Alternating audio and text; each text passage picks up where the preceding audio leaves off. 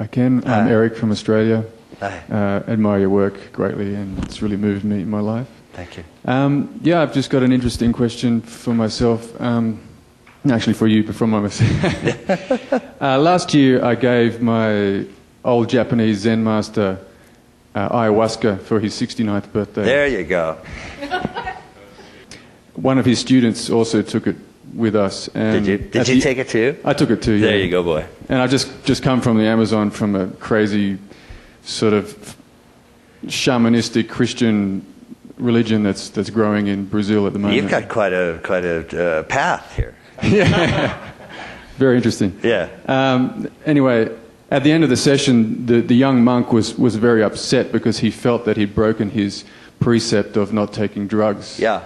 And he asked my teacher and our teacher, what was that? Was that a drug? Yeah. And my very humble Japanese teacher said, I think it was a food. Yes, breakfast, lunch, and dinner. And usually he just enjoys beer and nothing else, and that was the first thing he'd ever had of a psychedelic, nature. Anyway, what I wanted to ask is, I haven't really heard you discuss the place of entheogens, or what was known as psychedelics or power plants, in transformative practice. Do you feel they have a place? For me in my own life, I'm a long-term meditator, but I've found certain peak experiences actually using meditation with ayahuasca or mushrooms to be extremely powerful and have helped me a lot, and actually have taken me, your work has verified a lot of things that I've experienced in those states. And particularly, I like to acknowledge the sort of mysticism of South America as well, and what that's offered the world and Central America. So could you discuss entheogens at all? Thank you. I've tended not to write very much about it because I don't have a lot of experience myself. And I don't know how or why that's so. I mean, as a boomer, it's sort of genetically the case that by the time you're 22, you have to have tried 8 psychedelics. By the time you're 28, you have to have tried 12. And if not, you can be arrested. And so what I have noticed is that there are... but I've watched this for a very long time, and there are a couple of kind of fundamental constants that kind of keep reoccurring. One is that people that use psychedelics and some form of spiritual practice, meditation or something like that, get an enormous bit out of them. And I think that's because in the meditative states they have some sort of comparison that they can contrast it, they can get a sense about it. They have been introduced to states that are deeper than the ordinary egoic state. So when they're introduced to something like ayahuasca or something that it's not their first experience, they're not totally taken or blown away by it, they don't overrate it. But at the same time, it's clearly the case, as far as I can tell, that the people that do that get experiences like you're talking about that you just can't quite get sitting on a meditation mat. And some of them use it very, very, very positively. And I think that it's a case that in very judicious uses, some people using both do better than people using either alone. And it's sort of a generic thing that so the more altered states you experience, the more it can help you transform. So I think that's fine. I think that's true. The downside comes with people that only use psychedelics or drugs, and I found that over the years they just become mean. Somehow it just kind of closes them down. It's like you keep doing it and you keep doing it and you keep doing it, and it doesn't quite cause the transformation. It can cause a peak experience, but generally not a transformative experience. And some people, like David Data, will say that in order for altered changes of state to contribute to transformation, permanent transformation, it has to be basically endogenous, not exogenous. It has your own source to do that. The people that do use both and use it as a sacrament, I think, gain an enormous bit out of it. And there's one profound way, in sort of an absolute sense, that you can use psychedelics, and that is particularly first of all, to introduce you to certain subtle states. But then by subtraction, it introduces you and can help you see that ever-present causal state, that ever-present non-dual state.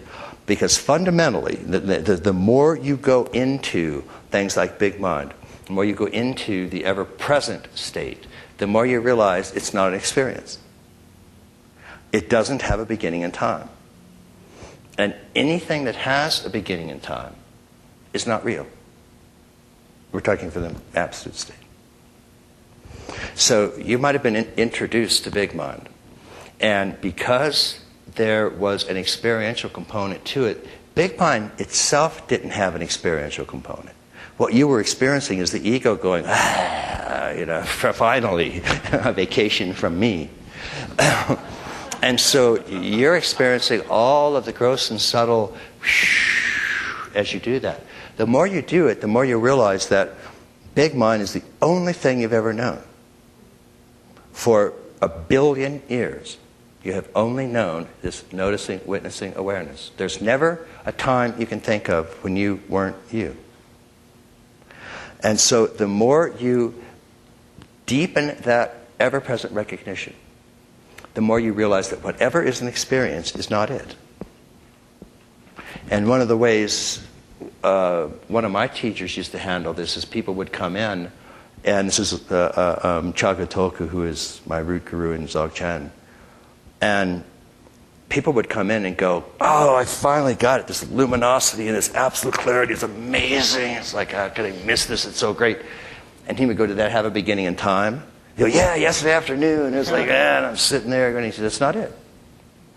Anything that has a beginning in time is temporal. Anything that has a beginning in time has an end in time. And if you equate God with a state like that, then when that state slips, that God slips with it. But what is the witness of that state? It doesn't have a beginning. And so I've actually seen people that shall go nameless, the Sandberg Olsen region, and they were actually doing psychedelics. And the teacher was basically saying, and this is an intense case of it, are you distracted by these phenomenal displays, extraordinary experiences? Can you find that isn't not an experience? What part of that doesn't have a beginning? That part is the unborn. That part is what is real. That part is what will stay with you when the fireworks come and go. And they will all come and go. And that's the nature of phenomenal objects. As I say, they come, they stay a bit, they torture you, and they leave. Every object you can think of will do that to an extent. And if it's a painful object, it will torture you while it's there. If it's an object you love, it will torture you when it dies. The only thing that is free of that is the witness. The only thing that's free of that is yourself. The only thing that's free of that is that ever-present I amness. Before Abraham was, I am. Every sentient being can say that. And so this sort of negative lesson for the advanced course is to take this stuff and notice it has a beginning, a middle, and an end. And there's something that doesn't about that. And the more you accustom yourself to just what you're feeling right now, the more you accustom yourself to that in you which is noticing everything. There's something in you which is conscious of everything all the time. It's conscious of dreams. It's conscious of what's arising right now. There's never a time it isn't. It can't be seen as an object. It's that pure awareness that is God. That which is seeing through your eyes right now is God. That which is seen is you, and this room, and these objects. Ever present, unborn, right now, I amness is pure God. And the only problem is that you abandon that in order to identify with a finite object. It's going to come, stay a while, torture you, and leave. That's the first noble truth of Buddhism. Second noble truth is, stop doing that, you schmuck. And the third and fourth noble truth is, there is a way to do that. Now, if you read, I mean, this is true of East and West, the really profound contemplative traditions, East and West. If you read the great Mahayana sutras that arose in the wake of this, they're really great, great, great Mahayana sutras. They all say one thing over and over and over again. They're talking about Bodhi, or the enlightened mind. And they say, if you could simply understand that it is unattainable, then you are enlightened. Hard is the meaning of that saying. It is to teach you to refrain from seeking. Over and over and over. The trick is, if you then try to stop seeking, that's more of the same thing. It doesn't matter what's arising. There's an ever-present noticing of everything that's arising. And that literally is pure spirit and pure Godhead. So now that we all understand that, let's do some drugs. And see if you're distracted. Some people are distracted by sex. Some by, well, pizza, we've established that. Some by any object. And what happens temporarily is the happiness that comes from that radiant, pure self that you are. And its first form of manifestation, Sat Chidananda. Pure being, pure presence, pure consciousness, and pure happiness, pure bliss. As soon as we see an object that makes us happy, we are temporarily transferring that happiness that is ours to that object that we think causes. And that's the fundamental problem then, because you chase after the object as if that's the source of this being that is what you are, and this bliss that is what you are, and this presence that's what you are. And those objects will rip you up and head on out. So that ayahuasca, really, again, I've not done it, but I uniformly find some very, very positive, interesting experiences from that. And people that have been very open about it. Samuel Bonder was one of the really things that was instrumental in helping him awaken. Not because it causes the enlightened mind, but because by subtraction, it makes it harder to avoid the utterly obvious fact that you're aware. Strangely, we sort of go, oh, what, me? And yeah, you. So that's, we're going to start the illicit drug module. And we have 42 teacher volunteers for that. Just because they think the drugs are free, but they're not. We're charging them.